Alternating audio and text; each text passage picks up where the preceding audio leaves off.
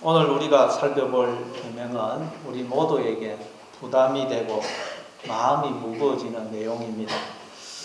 왜냐하면 우리 중에 이 계명을 잘 지키고 있다고 자신할 수 있는 사람은 거의 없을 것이기 때문입니다. 저도 마찬가지입니다.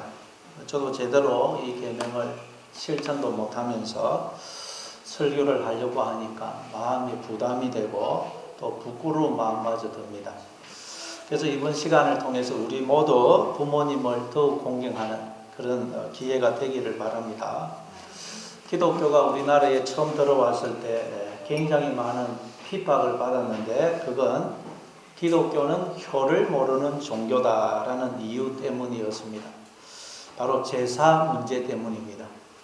기독교가 제사 숭배를 그 제사 문제를 조상 제사를 우상 숭배로 여기고 거부했기 때문입니다. 우리나라는 천주교가 개신교보다 약 100년 정도 먼저 들어왔는데 천주교 역시 이 조상 제사 문제로 엄청난 박해와 그로 인해서 많은 분들이 죽임을 당했습니다. 이 조상 제사 거부 문제로 인해서 3번에 걸쳐서 박해를 당했는데 1801년도에 신유 박해, 또 1839년도에 기해 박해, 이때 78명이 순교를 당했습니다. 그리고 1866년도에 병인 박해, 이때 1092명이 순교를 당합니다. 그래서 이 당시에 천주교는 불효를 저지르는 오랑캐라는 말을 듣게 됩니다. 그 뒤 개신교도 제사 문제 때문에 많은 충돌이 일어났습니다. 천주교처럼 순교를 당한 것은 아니지만 가정이나 친척들로부터 박해를 받거나 많은 갈등을 겪었습니다. 아마 지금도 예수 믿는 분들 중에는 제사 문제 때문에 가족들로 박해를 받거나 갈등을 겪으시는 분들이 있으실 것입니다. 저희 어머님도 예수 믿고 나서 이 제사 문제 때문에 저희 아버님과 주변의 친척들로부터 말로 표현 못할 핍박을 받으셨습니다. 저희 어머님은 교회 나가신 지 얼마 안 돼서 교회에서 제사 지내는 것은 우상 숭배다. 그러니 제사밥을 차려주면 안 된다라는 말을 들으시고는 저희 아버님한테 나는 이제부터 제사밥을 차려줄 수 없다라고 하셨습니다. 그래서 그 뒤로 아버지로부터 그 동네에 보면 일가 친척이 많이 모여 삽니다. 그 일가 친척들로부터 얼마나 심한 박해와 핍박을 받으셨는지 모릅니다. 그렇지만 참 저희 어머님은 믿음으로 그걸 다 견뎌내셨어요. 그래서 어릴 때 보게 되는 저희 어머니의 모습은 늘 그냥 울면서 기도하는 모습이었습니다. 밤에도 자다가 소리가 들려서 일어나 보면 어머님이 우시면서 기도하고 계세요. 하루라도 그러지 않은 적이 없습니다. 그리고 어머님은 교회 나가시고 난 후에 한 번도 새벽 기도회를 빠지신 적이 없었어요. 새벽 기도회 가시면 늘 우시면서 기도하고 오셨습니다. 어쨌든 그렇게 해서 나중에는 제사도 안 드리고 그 안 믿는 가정에서 자녀들 7남매가 다 예수를 믿게 되었습니다. 그러나 그 가정에서 저희 어머님은 너무 많은 핍박과 고통을 당하셨어요. 제사밥 안 차려준다고 저희 아버님이 여자를 집에 들인 적이 2번이나 있어요. 그리고 걸핏하면 어머니를 때리고 온갖 욕을 퍼붓고 했던 적이 한두 번이 아닙니다. 요즘 같으면 있을 수가 없죠. 그래서 목사인 저는 만약에 우리 성도님 중에 제사 문제로 인해 가족들과 갈등을 겪거나 박해를 받는 분이 있다. 그러면 어떻게 말을 해야 될까? 그런 생각을 할 때가 있습니다. 만약 그런 분이 있다면 무조건 제사는 우상숭배이니 제사 음식을 차려주지 말아라. 그렇게 저는 말을 못하겠어요. 그게 아니고 정성을 다해서 제사 음식을 차려주라. 그리고 어떻게 해서든지 남편한테 잘해주어서 남편을 교회로 나오게 해라. 그렇게 말씀을 드리고 싶어요. 그리고 그래서 여러분 교회에 나오면 모든 문제가 해결되지 않겠습니까? 근데 제사밥 안 차려주어도 교회에 안 나오면 천국 갈 수 있는 게 아니지 않습니까? 어쨌든 이 제사 문제 때문에 예수 믿지 않는 분들 중에는 기독교는 조상을 무시하는 종교다, 효를 모르는 종교다라는 인식을 가지고 계시는 분들이 많습니다. 그러나 기독교는 효를 모르는 종교가 아닙니다. 기독교는 오히려 효를 굉장히 중요시합니다. 흔히 이 10계명을 1계명부터 4계명까지는 하나님에 대한 계명으로, 그리고 5계명부터 10계명까지는 인간 사이에 대한 계명으로 나눕니다. 그런데 인간들 사이에 대한 계명 중에 첫 번째가 바로 내 부모를 공경하라입니다. 우리 생각에는 살인하지 말라가 더 중요할 것 같아요. 생명을 죽이는 것보다 더 중요한 것이 무엇입니까? 무엇이겠어요? 그래서 살인하지 말라가 제일 먼저 나올 것 같은데 그게 아니고 부모 공경이 먼저 나옵니다. 그러니까 부모를 공경하는 사람은 살인하지 않게 되고 간음하지 않게 되고 도둑질하지 않게 되고 거짓 증거하지 않게 되고 이웃의 것을 탐내지 않게 된다는 말입니다. 부모를 공경하는 것이 나머지 계명을 지키는 뿌리가 된다는 말씀입니다. 그럼 오늘 이 계명에 담긴 의미는 뭔지 다시 한번 점검을 해보셔서 우리가 더 부모님을 공경하는 그런 기회가 될 수 있기를 바랍니다. 우리 한번 12절을 같이 한번 읽어보겠습니다. 12절 같이 읽습니다. 시작. 내 부모를 공경하라. 그리하면 내 하나님 여호와가 내게 준 땅에서 내 생명이 되리라. 하나님이 우리에게 내 부모를 공경하라고 하십니다. 여기서 공경하라라는 말이 카베인데 무겁게 생각하다, 비중 있게 생각하다, 또 공경하다, 영화롭게 하다, 영광을 돌리다 그런 뜻이 있습니다. 그러니까 부모님을 공경하라는 말은 첫째, 내 부모님을 무겁게 생각하라 그런 뜻이에요. 항상 부모님을 무겁게 생각하라. 그래서 이 카베드라는 단어가 우리 몸에서 장기를 가리킬 때는 간을 가리킵니다. 카베드라는 이 단어가 명사로 쓰여서 우리 몸에 있는 장기를 가리킬 때는 간. 간은 우리 몸의 장기 중에서 제일 무겁고 큽니다. 뭐 돼지나 짐승을 잡아봐도 그 장기 속에 간이 제일 크고 무거워요. 그리고 이 간은 우리 몸에서 생명과 직결되는 기관입니다. 폐가 기능을 못한다. 산소 호흡기를 쓰면 됩니다. 그리고 신장이 기능을 못한다. 투석을 하면 됩니다. 그러면 어느 정도 살 수가 있어요. 그러나 간이 기능을 못한다. 그러면 간 이식 수술을 하지 않는 이상 죽을 수밖에 없습니다. 이처럼 간이라는 것은 생명과 직결되는 기관입니다. 따라서 부모님을 무겁게 생각하라는 말은 부모님을 나의 생명과 나의 존재와 직결되는 분으로 중요하게 생각하라는 말씀이에요.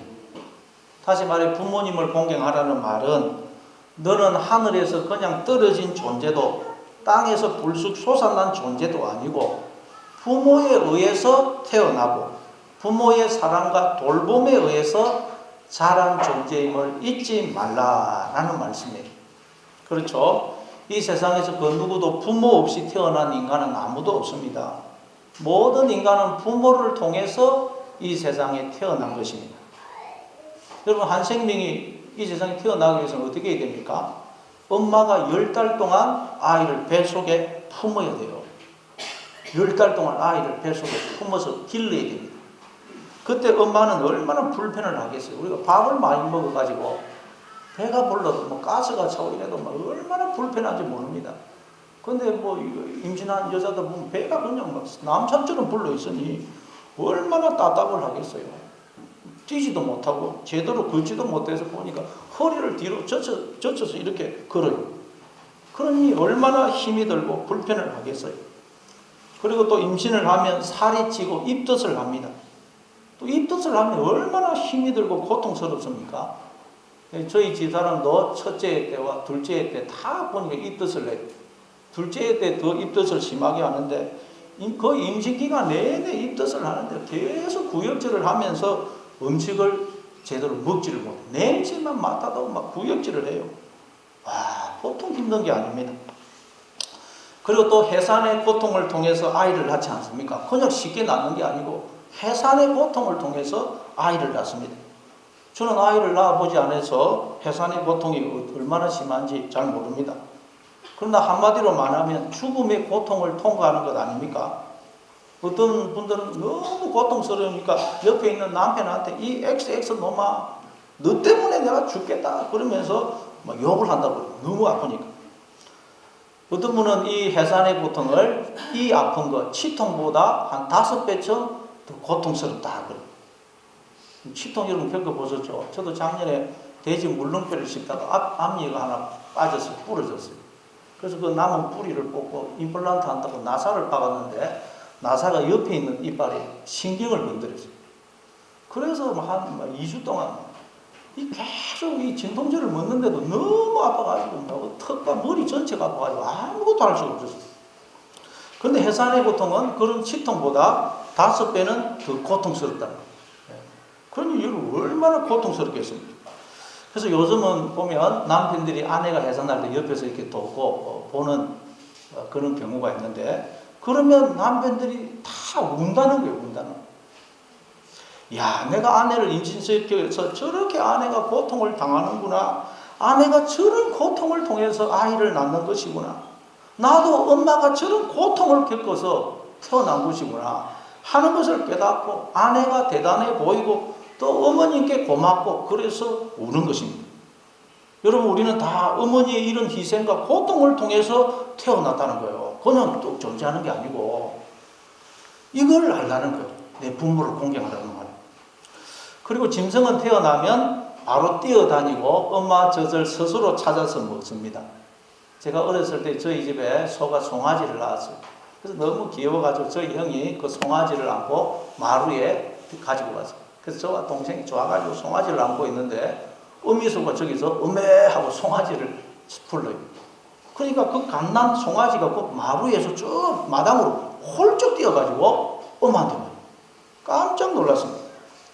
그러나 여러분, 사람은 태어나면 뛰기는커녕 자기 몸도 가누지를 못합니다. 머리도 못 돌립니다. 그래서 부모가 전적으로 돌봐줘야 돼요. 울면 밤에도 일어나서 젖을 주고 기저귀 갈아주고 목욕시켜주고 한시라도 눈을 떼지 못하고 돌봐줘야 됩니다. 안 그러면 아이는 살 수가 없어요. 그리고 아이가 아프면 한밤중이라도 응급실로 뛰어갑니다. 그 뒤로도 부모님은 못 먹고 못 입고 죽도록 일을 해서 자녀를 먹이고 입히고 공부시킵니다. 그래서 오늘 저와 여러분이 있는 것입니다. 아무도 인간은 그냥 존재하는 게 아니라는 거예요. 이걸 기억하라는 거예요. 그러니까 부모님을 공경하라, 즉 부모님을 무겁게 생각하라는 말은 너는 하늘에서 그냥 떨어지거나 땅에서 솟아난 존재가 아니다. 부모님이 너에게 생명을 주어 낳았고 부모님의 헌신적인 돌봄과 섬김과 희생에 의해서 자라난 거야. 다시 말해 부모님의 희생과 섬김과 죽음 위에 네가 지금 이렇게 생명을 누리고 있는 거야. 네가 잘나고 똑똑해서 지금의 너가 있는 게 아니야. 이걸 잊지 마라는 말인 것입니다. 여러분, 성경은 이걸 통해서 바로 우리는 하나님 아버지의 은혜와 사랑과 복주심과 돌보심에 의해서 이렇게 존재하고 살고 있다는 것을 가르치는 것입니다.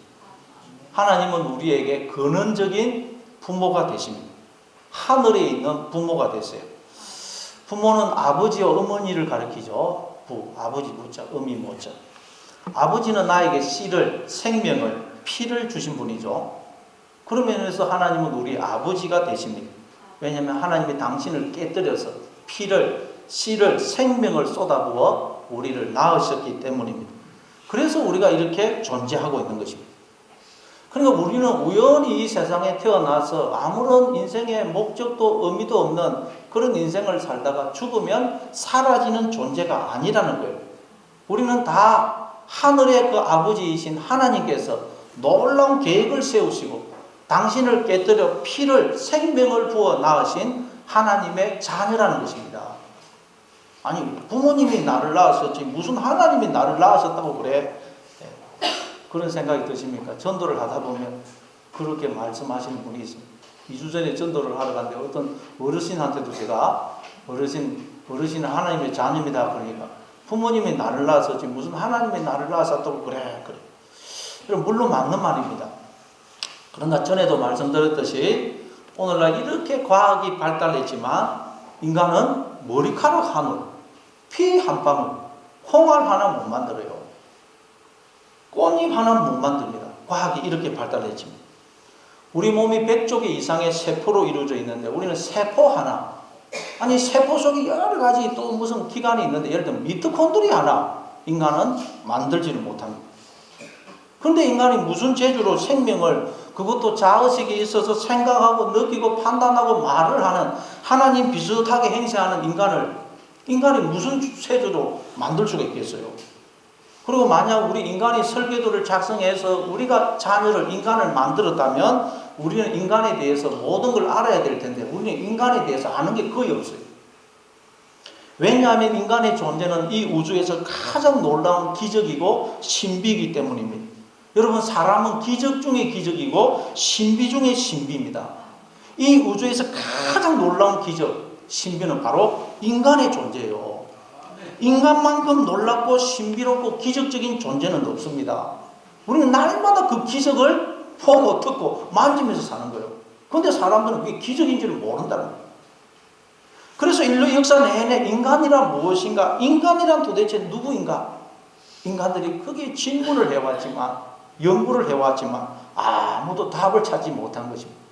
왜냐하면 인간의 존재는 우리 인간의 지혜로는 결코 알 수가 없는 신비요, 비밀이요, 기적이기 때문입니다.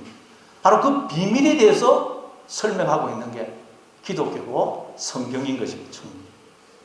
창세기 2장 7절을 보니까 하나님이 땅의 흙으로 사람을 지으시고 그 코에 생기를 불어넣으시니 사람이 생명이 되더라 그러죠. 하나님이 당신의 생기를, 즉 당신의 영을, 생명을 부어 우리를 지으신 것입니다. 그래서 우리가 이렇게 생명으로, 즉 자의식이 생겨서 생각하고 말을 하고 하는 하나님 비슷하게 행세하는 자로 존재하고 있다는 거예요. 그러니까 하나님이 나를 낳으시되 부모를 통해서 나를 낳으신 것입니다. 하나님이 나를 이 세상에 보내시되 부모를 통해서 나를 이 세상에 보내신 것입니다. 그런 점에서 부모님은 하나님의 대리자입니다. 대리자. 하나님이 부모를 통해서 저와 여러분을 낳으신 것입니다. 그러니까 근본적으로 하나님이 우리의 근원적인 아버지가 되신다. 근원적인. 뿐만 아니라 하나님이 지금도 우리를 품에 안으시고 복을 주시고 지키시고 돌봐주시기 때문에 우리가 이렇게 숨을 쉬고 생각을 하고 웃고 떠들고 큰소리 치면서 살고 있다는 거예요. 그런 점에서 하나님은 또한 우리의 어머니가 되신다는 거예요. 어머니. 왜? 하나님은 끊임없이 우리를 품으시고 우리에게 복을 주시고 우리를 붙들고 계시거든요. 그래서 히브리어로 자비 긍휼이라는 말이 라함인데 원래 엄마의 자궁이라는 뜻이에요. 라함, 긍휼, 자비, 이게 자궁. 여러분, 엄마의 자궁을 한번 생각해 보십시오. 엄마의 자궁은 그 안에 생명이 생기면 그 안에 인태된 생명이 무슨 잘생겼느냐 못생겼느냐 건강하냐 약하냐 머리가 좋으냐 나쁘냐 남자냐 여자냐 몸이 정상이냐 그렇지 않느냐를 따지지 않고 무조건 품습니다. 그리고 그 아이가 살기에 가장 완벽한 환경을 제공해. 아이에게 여러분 엄마의 자궁보다 더 완벽한 환경은 없습니다. 뿐만 아니라 엄마는 그 아이와 하나가 돼요. 탯줄로 연결이 되어서 자기의 생명을, 피를, 즉 자신을 끊임없이 줍니다. 그 자궁 속에서 아이는 엄마로부터 생명을 얻고 보호를 받고 자라는 것입니다. 마찬가지로 하나님은 지금도 엄마의 자궁처럼 무조건적으로 우리를 품으시고 우리와 하나 되어 끊임없이 당신의 피를, 생명을, 즉 우리에게 자신을 주시고 우리를 보호하시고 붙들어 주심으로 우리가 이렇게 숨을 쉬고 살고 있다는 것입니다. 그런 점에서 하나님도 우리의 어머니가 돼요. 어머니. 여러분, 몇 년 전에 돌아가신 신바람 건강박사 황수강 박사님을 아시죠? 그분이 강의하는 그 강의를 들어보니까 강의 중에 이런 말씀을 하세요. 그분은 위로 이제 2살, 4살 두 누님이 계시고 그 두 누님이 일본 히로시마에서 태어났다 그래요. 그때 이제 이 황수강 박사님도 1945년 그때 미국이 히로시마에 원자폭탄을 투하했던 때가 아닙니까? 그때 이제 어머니 배속에 있었대요. 그때 배속에 있었는데 이제 미국의 비행기가 와서 폭탄을 터뜨린. 그때 아버지는 밥을 드시고 식사하고 있다가 폭탄이 터지는 거.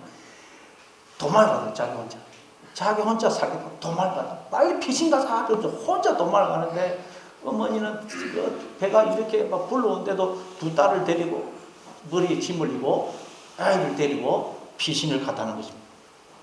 그리고 이제 그 뒤에 한국에 돌아왔는데 만 5세 때, 황승환 박사님이 만 5세 때 또 6.25가 터졌다는 거예요. 그래서 아버지는 지게를 쥐고 어머니는 머리에 짐을 지고, 그리고 황승환 박사님 어머니 뒤에, 그리고 그 뒤에 둘째 누나, 맨 뒤에 큰 누나가 따라가고 있어요. 근데 또 폭탄이 팍 터져진 거예요. 그러니까 아버지는 막 지게를 내던지고 자기 혼자 살겠다고 또랑이 팍 엎드리고. 그래서 좀 이따 쳐다보니까 처자식이 안 보여요. 어디 가서 찾아보니까 그 어머니가 그냥 새 아이를 끌어안고 구석에 엎드리고 있다. 이게 어머니는 어머니. 그리고 그 뒤에 황승환 박사님 또 홍역에 걸려가지고 앓다가 결국 죽게 되었다 그래요. 몸에 열이 나고 아이가 이제 죽은 것 같아요. 그날 밤에 어머니는 한숨도 안 자고 아이를 안고 있었다고. 그런데 아침에 되어 보니까 아이가 죽어 있는 거예요. 그래서 이제 아버지가 가만히에 아이를 이제 뚫뚫 말아서 묻으려고 가만히를 들고 왔습니다. 그런데 어머니는 아이를 품에 안고 내놓지를 않는 거예요. 그러니까 아버지가 죽은 자식 품에 안아서 뭐 하느냐? 부모보다 먼저 죽은 자식은 자식도 아니야? 그러니 빨리 내놔. 그런데도 어머니는 아이를 안고 내놓지를 않으면서 만약 하나님이 살아계시다면 제 아이 살려주세요 하고 울부짖으면서 홍역에 걸려 죽은 아이의 얼굴을 해로 계속 핥다. 해로 얼굴을, 죽은 아이의 얼굴을. 그러니까 아버지는 지금 뭐 하는 짓이냐? 그래도 어머니는 계속 아이의 얼굴을 핥으셨다고 해요. 그래서 놀랍게도 기적이 일어나더라고요. 그 아이의 얼굴에 생기가 돌더라고요. 그러면서 손이 움직이면서 살아났다는 거예요. 여러분, 이처럼 우리는 어머니의 사랑 속에 여러분 살고 있는 것입니다. 마찬가지로 하나님이 엄마의 자궁처럼 무조건적으로 우리를 품으시고 끊임없이 당신의 피를, 생명을, 전부를 주시며 우리를 붙들어 주시기 때문에 우리가 이렇게 살고 있다는 것입니다. 그래서 사도행전 17장 25절 이하에 보면 하나님은 우리 가까이 계시면서 우리에게 생명과 호흡과 만물을 주셔서 우리로 살며 기동하며 존재하게 하신다고 그러죠. 그렇게 하시는 이유가 뭐냐? 27절에 보니까 이는 사람으로 혹 하나님을 더듬어 찾아 발견하게 하려 하심이로되 그는 우리 각 사람에게서 멀리 계시지 아니하도다. 우리가 하나님을 발견하여 하나님 앞에 나와 하나님의 자녀가 되어 하나님의 그 생명과 모든 복에, 하나님의 그 모든 기쁨에 참여하도록 하기 위해서라는 거예요. 그래서 우리를 품에 안으시고 끊임없이 생명과 복을 주시고 우리를 붙들어 주시는데 인간들 중에 아무도 이 하나님을 발견을 하는 사람이 없더라는 거예요. 아무도 이 하나님을 모르더라는 거예요. 그래서 하나님이 사람이 되어 이 땅에 오셔서 십자가를 통해서 그걸 우리에게 보여주신 거예요. 그분이 예수님이죠. 그 십자가를 통해서 하나님이 얼마나 우리를 사랑하고 계시는지를 보여주신 것입니다. 로마서 5장 8절입니다. 우리가 아직 죄인 되었을 때에 그리스도께서 우리를 위하여 죽으심으로 하나님께서 우리에 대한 자기의 사랑을 확정하시느니라. 여러분, 하나님이 사람이 되어 와가지고 무기력하게 사람들한테 붙잡혀 갔어요. 말 한마디면 다 죽일 수도 있는데 하나님이 인간들한테 무기력하게 잡혀가더라고요. 그러면 끌려가서 침뱉음을 당하고 뺨을 맞고 온갖 욕을 듣고 채찍에 맞으시더라고요. 그리고는 십자가의 그 굵은 대못으로 손목과 발목이 박혀서 십자가에 매달리시죠. 그리고는 물과 피를 쏟으시더라고요. 여러분, 마찬가지로 우리는 모르지만 하나님이 지금 우리에게 말하자면 종처럼 우리에게 끌려다니시고 우리한테 뺨을 맞고 욕을 듣고 침뱉음을 당하고 두들겨 맞고 계시다는 거예요. 그런데도 우리한테 아무 말씀을 안 하고 있다. 그리고 인간들이 모르고 있다는 거예요. 여러분, 그 이전에 고려장이라는 풍습이 있었죠. 고려장. 그때 한 아들이 늙으신 어머니를 이제 갖다 버리기 위해서 지기에 어머니를 지고 저 깊은 산속으로 들어갔습니다. 왜냐하면 너무 가까운데 나면 어머니가 또 찾아올까 싶어서 길이 없는. 그래서 저 깊은 산속으로 들어갔어요. 그리고 이제 이쯤 되면 어머니가 이제 집에 못 찾아오시겠지 라는 곳에 이러자 어머니를 내려놓고는 어머니 잠시만 여기 계세요. 조금 있다가 제가 올게요. 그러고는 돌아가는데 어머니가 애야, 네가 집에 돌아갈 때 길을 잃어버려서 집을 못 찾아갈까 싶어서 내가 올 때 계속 나뭇가지를 꺾어놨다.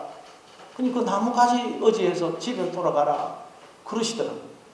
아들은 어머니를 갖다 버리기 위해서 길이 없는 저 산속에 데리고 왔는데 어머니는 그 아들이 길을 잃어버려서 집을 못 찾아갈까 봐 계속 나뭇가지를 끄고 나타난 거예요. 이게 우리 어머니죠. 한때 사람들이 제주도에 늙으신 부모님을 버리는 경우가 많았어요. 늙으신 부모님과 제주도에 함께 관광을 가가지고는 돌아올 때 그냥 내버리고 오는 거예요. 그래서 경찰들이 그 부모님들에게 자녀 이름이 뭡니까? 물으면 부모님들은 절대 자식 이름을 말하지 않더라는 거예요. 왜? 그럼 자식이 욕을 듣거든요. 부끄러움을 당하거든요. 이게 부모님의 마음입니다. 여러분, 우리 하나님이 그러시더라는 거예요. 우리가 욕을 들을까봐, 부끄러움을 당할까봐, 우리한테 종처럼 끌려다니고 욕을 듣고 뺨을 맞고 침뱉음을 당하고 두들겨 맞으면서도 아무 말씀을 안 하고 있어요. 그 인간들이 모르고 있다는 거예요. 그걸 예수님은 하나님의 사람이 되어 보여주신 거예요. 그리고 예수님의 굵은 대못으로 손목과 발목이 그 십자가 나무에 박혀서 하나가 되죠. 마찬가지로 하나님이 십자가의 그 굵은 대못으로 박히는 그런 고통을 통해서 우리와 하나가 되어 주셨다는 거예요. 우리 안에 영으로 머리로 들어서서 당신과 우리를 머리와 몸의 관계로 영원히 하나가 되어 주셨어요. 그리고 십자가에 박힌 예수님의 옆구리에서 물과 피가 쏟아진 것처럼 우리와 하나가 되어 주신 하나님이 끊임없이 우리를 품에 안으시고 당신의 피를, 생명을 부어주심으로 우리가 하나님의 그 머리 계심에 참여해서 저와 여러분이 다 이렇게 자의식이 생겨서 생각하고 느끼고 말을 하는 하나님 비슷하게 행세하는 자로 존재하고 있다는 거예요. 아무것도 인간들이 이걸 모르고 있다는 거예요. 그래서 인간들이 나는 누구일까? 이 질문을 해요. 나는 누구일까? 이 질문을 하는데 인간들이 도대체 무엇이 나를 이렇게 존재하게 하는 것일까? 도대체 무엇이 누가 나를 이렇게 자의식이 생겨서 생각을 하는 자로 존재하게 하는 것일까? 이 생각은 못 하더란 거예요. 인간들은 자신은 그냥 스스로 존재하는 줄로 착각을 하더란 거예요. 그리고 자기가 잘나고 똑똑해서 자기의 힘과 능력으로 살고 있다고 착각을 하더란 거예요. 그거 말하자면 여러분, 나는 부모 없이 이 세상에 태어났다. 그리고 나는 부모의 보호와 보살핌 없이 내 힘과 능력으로 자랐다. 그러는 것과 같다는 거예요. 여러분, 만약 그러는 사람이 있다면 그건 얼마나 부모를 업신여기는 것이며 또 교만한 거예요. 자기 주제를 모르는 것이죠. 그러니까 부모를 공경하라는 말씀은 첫째, 부모가 너를 낳았을 뿐만 아니라 전적으로 너를 돌보고 보살피고 양육해 주셨기 때문에 지금의 너가 있는 것처럼 하늘 아버지이신 하나님이 당신의 피를, 생명을 부어 너를 낳았을 뿐만 아니라 지금도 너를 품으셔서 끊임없이 생명과 복을 주시고 보호하시고 붙들어 주시기 때문에 네가 숨을 쉬고 살아서 활동을 하고 있다는 것을 잊지 마. 그러니 하나님을 떠나서는 안 돼. 늘 하나님을 의지하고 살아야 돼. 라는 말씀인 것입니다. 물고기는 물을 떠나서 살 수 없듯이 인간은 그 누구도 하나님 품을 떠나서는 존재할 수가 없어요. 근데 인간들이 자기는 스스로의 힘과 능력으로 살고 있다고 착각을 하고 하나님을 떠나더라는 거예요. 이걸 성경은 교만이라고 해요. 교만. 자기 스스로 존재할 수 있다고 착각하는 거예요. 이걸 교만이라고 해요. 그래서 성경은 교만은 패망의 선봉이라고 하죠. 교만. 왜냐하면 여러분, 나뭇가지가 나무에서 잘라지면 그때부터 말라 죽는 길 외에는 다른 길이 없어요. 마찬가지로 하나님을 떠난 인생은 저주와 사망이 임하는 것밖에는 없다는 다른 길이에요. 야고보서 4장 6절 7절입니다. 그러나 더욱 큰 은혜를 주시나니 그러므로 일렀으되 하나님이 교만한 자를 물리치시고 겸손한 자에게 은혜를 주신다 하였느니라. 그런즉 너희는 하나님께 복종할지어다. 마귀를 대적하라. 그리하면 너희를 피하리라. 하나님은 겸손한 자, 즉 하나님 앞에 나와 하나님을 의지하는 자에게 모든 은혜를, 모든 복을 주신다는 것입니다. 그런즉 하나님께 복종하고 마귀를 대적하는 거예요. 마귀라는 건 딴 게 아니고 나는 하나님을 떠나서 나 스스로 얼마든지 존재할 수 있어. 하나님 없어도 내 힘과 능력으로 얼마든지 살아갈 수 있어. 라는 생각을 말해요. 생각. 그 생각을 떨쳐버리라는 거예요. 여러분, 우리는 우연히 태어난 자들도 아니고 고아처럼 내버려진 자들이 아니라는 것을 기억하시기 바랍니다.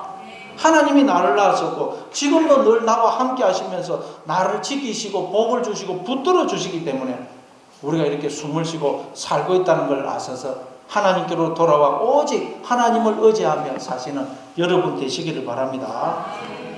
이게 부모님을 공경하라. 부모를 공경하라는 말씀의 첫 번째 의미입니다. 자, 그리고 부모님을 공경하라라는 말씀의 두 번째 의미는 부모님을 영화롭게 하라. 카베에드가 영화롭게 하라. 그런 뜻이 있다고 그랬죠. 그럼 여러분, 우리가 어떻게 하면 부모님을 영화롭게 할 수 있을까요? 즉, 부모님을 기쁘게 해드릴 수 있을까요? 그럼 여러분, 자녀가 건강하고 밝게 잘 자라서 사회에 공헌을 하는 사람이 되고 행복하게 살 때 부모는 그런 자녀의 모습을 보면서 기뻐하고 행복해 합니다. 그게 부모의 영광이죠. 한마디로 부모의 영광은 자녀가 잘 되는 것입니다. 나이가 들수록 부모의 관심은 오직 자녀가 잘 되는 것입니다. 여러분, 다른 것은 관심이 별로 없어요. 오직 자녀에게만 관심이 있습니다. 그래서 나이 드신 분들과 대화를 해보면 항상 대화의 주제가 자녀 이야기 아니면 손자, 손녀 이야기. 이번에 우리 손자가 어느 대학에 들어갔습니다. 어디에 취직을 했습니다. 어디에 나가서 상을 받았습니다. 그래요. 이처럼 부모는 자녀들이 잘 될 때 기쁘고 행복해 합니다. 이게 부모의 영광이에요. 그리고 또 부모는 어떨 때 기뻐하고 행복하느냐. 자녀의 음성을 듣고 자녀의 얼굴을 볼 때 부모는 기뻐하고 행복합니다. 참 그런 점에서 우리는 참 부모님을 자주 찾아뵙고 또 전화도 자주 해야 됩니다. 고 김영삼 전 대통령은 항상 매일 아침마다 거제도에 계시는 아버지께 전화를 드렸다고 그러죠. 제가 젊었을 때는 몰랐는데 나이가 들어서 보니 보통 일이 아니구나 그런 생각이 듭니다. 일주일에 한 번 전화하는 것도 힘든데 매일 전화를 드렸다, 이건 보통이 아니다 싶어요.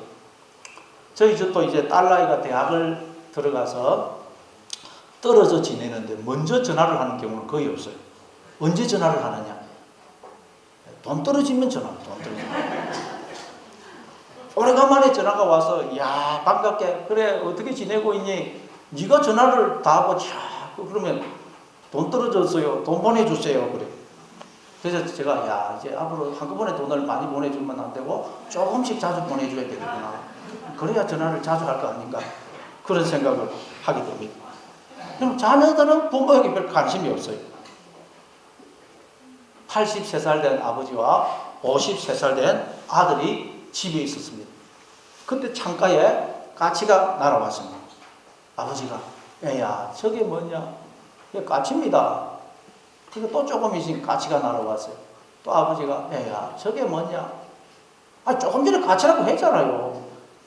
그래서 또 세 번째 까치가 날아왔어요. 나이가 들면 정신이 왔다 갔다 하거든요. 아버지가 애야 저게 뭐냐? 두 번이나 까치라고 했잖아요. 확 올렸어요. 그러니까 아버님이 마음이 상해가지고 조용히 방에 들어가지고 노트 한 권을 들고 왔어요. 그리고는 그 노트를 펴주려고 일기장이에요. 아들이 3살, 아버지가 33살 때 적은 일기였습니다. 나는 아들과 함께 오늘 놀았다. 근데 그때 창가에 까치가 날아왔다. 아들이 아빠 저게 뭐예요? 물었다. 그때 나는 저건 까치야 라고 대답을 했다. 아들은 연거푸 23번이나 물었다. 그때마다 나는 기쁘게 저건 까치야 라고 대답을 했다. 내 마음은 그렇게 기쁠 수가 없었다. 그런 내용이 적혀 있더라고요. 이런 마찬가지입니다. 부모는 늘 자식의 음성을 듣고 자식의 얼굴 보는 게 기쁨입니다. 근데 자녀는 부모에게 별 관심이 없어요. 마찬가지입니다. 우리 하나님은 늘 우리의 음성을 듣기를 원하시고 우리의 얼굴을 보기를 원하세요. 그래서 끊임없이 우리를 찾아오시고 우리에게 말씀을 하십니다. 그런데 우리는 하나님에게 별 관심이 없죠. 돈 떨어지면 하나님 찾습니다. 하나님 돈 주세요. 하나님 뭐 주세요. 하나님 뭐 해주세요. 그래서 하나님도 우리 목소리 자주 들으시려고 돈을 한꺼번에 안 주시는 것 같아요. 우리 음성 들으시려고. 전에 신문에 보니까 어떤 분은 자녀들이 자기를 찾아오면 그때마다 돈을 준다고, 돈을. 돈 주면 돈 그거 받으려고 자녀들이 집에 자주 찾아오니까. 그리고 예를 들어서 자기가 자녀들에게 100만 원 줬는데 자녀들이 10만 원 주면 10만 원 부모님께 용돈 주면 그렇게 기쁠 수가 없다 그래요. 그래서 10만 원 용돈 받는 그 기쁨에 자기는 100만 원 준다, 100만 원. 우리 하나님도 마찬가지입니다.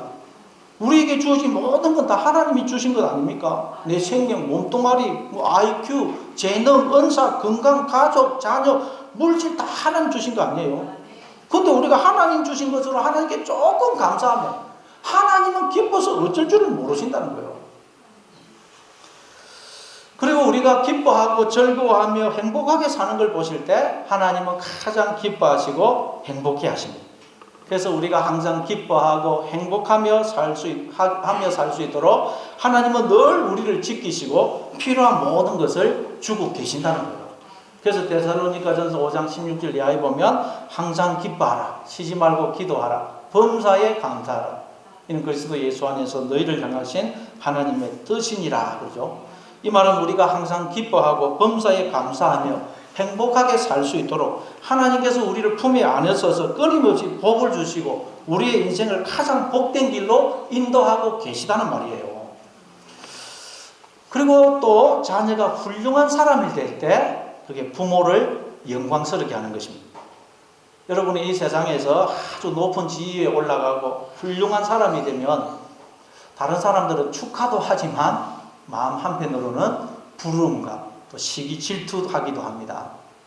그러나 오직 부모만은 자식이 잘 되면 잘 될수록 훌륭한 사람이 되면 될수록 부모인 나보다도 더 뛰어나면 날수록 부모는 기뻐하고 즐거워합니다.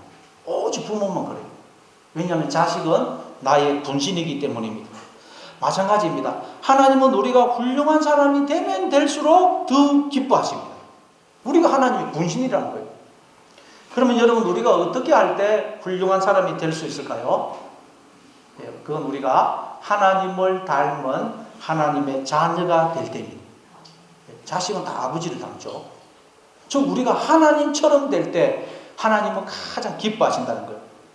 마태복음 5장 48절입니다. 그러므로 하늘에 계신 너희 아버지의 온전하신가 같이 너희도 온전하라. 우리 보고 하나님처럼 온전하라고 그래요. 즉 우리 보고 하나님처럼 되라는 거예요. 여러분 우리가 어떻게 하면 하나님처럼 될 수가 있겠어요? 하나님의 마음을 품으면 하나님처럼 돼요. 하나님처럼. 그럼 하나님의 마음은 어떤 마음일까요? 그 앞에 설명이 나옵니다. 마태복음 5장 43절입니다. 또 내 이웃을 사랑하고 내 원수를 미워하라 하였다는 것을 너희가 들었으나 나는 너희에게 이르노니 너희 원수를 사랑하며 너희를 박해하는 자를 위하여 기도하라. 이같이 한적 하늘에 계신 너희 아버지의 아들이 되리니. 자, 그러니까 하나님은 어떤 분이냐? 원수를 사랑하시고 자신을 박해하는 자를 위하여 기도하시는 분이라는 거예요.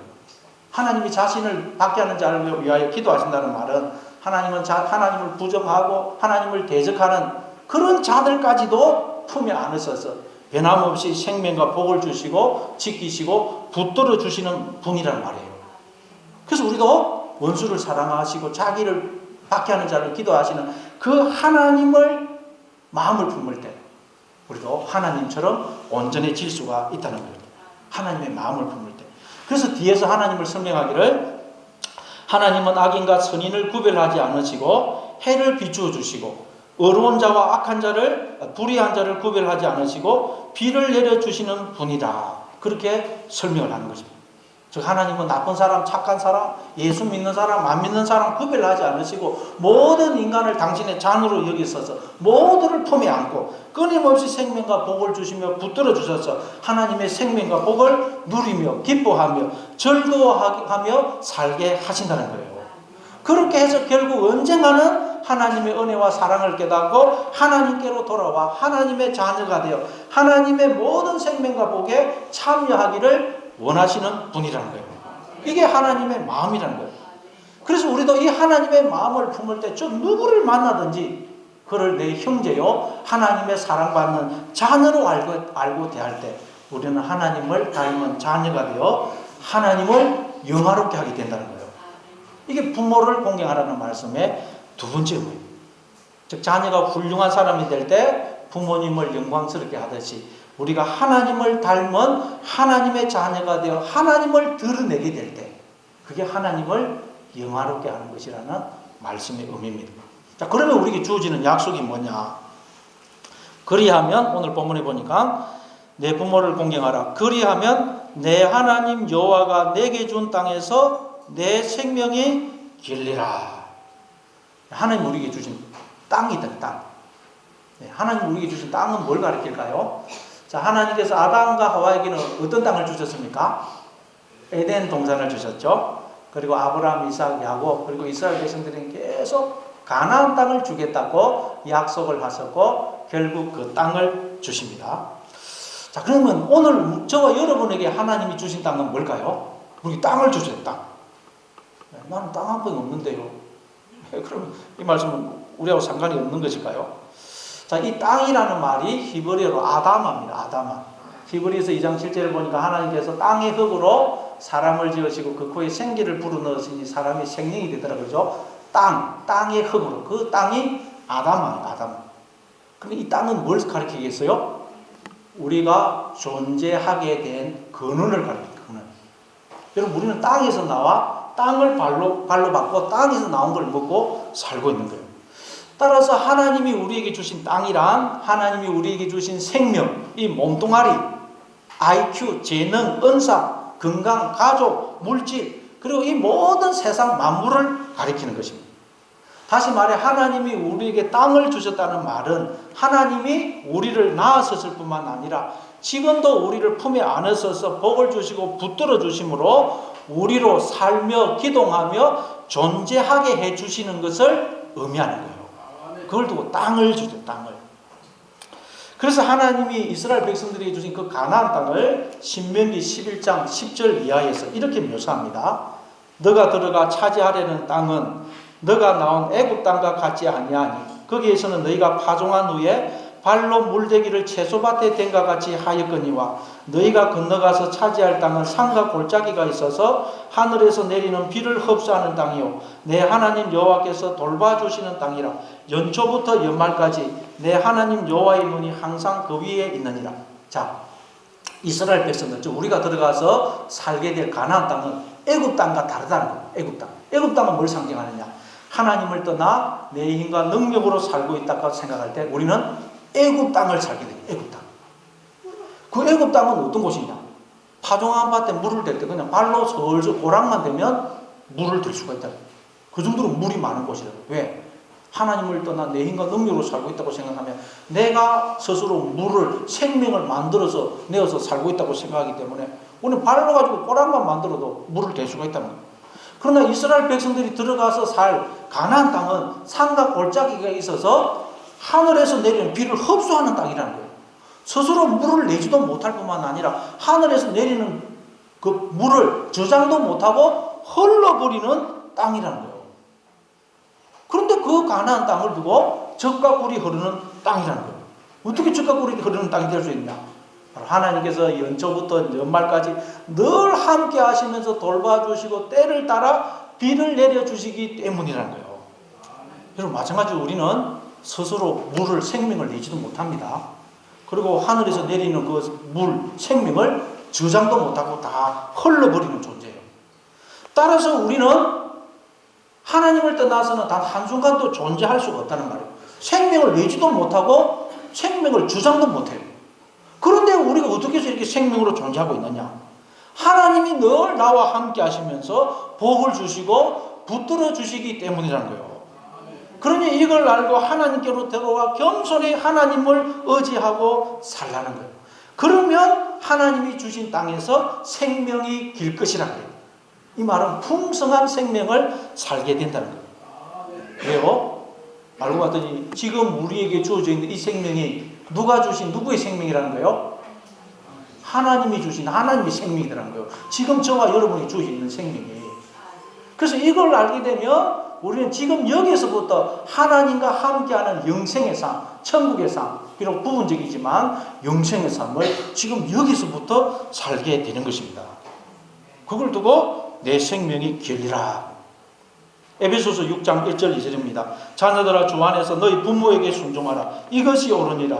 내 아버지와 어머니를 공경하라. 이것은 약속이 있는 첫 계명이니 이로써 내가 잘되고 땅에서 장수하리라. 에베소서에서는 우리가 부모를 공경하면 우리가 땅에서 잘되고 장수할 것이라고 그래요. 그러니까 하나님은 우리에게 복을 주시려고 이 말씀을 주신 거예요. 그러니까 여러분, 우리가 육신의 부모도 공경을 하면 땅에서 잘 되고 복을 받게 돼 있다는 거예요. 왜? 하나님이 이 법칙으로 우리를 다스리기 때문에. 그러니까 여러분, 하나님은 우리에게 복을 주시려고 지금도 우리를 부르시고 우리를 찾고 계시다는 거예요. 예. 여러분, 육신의 부모와 하나님 아버지를 공경하심으로 땅에서 잘되고 장수하시는, 즉 풍성한 생명을 누리며 사시는 여러분 다 되시길 바랍니다.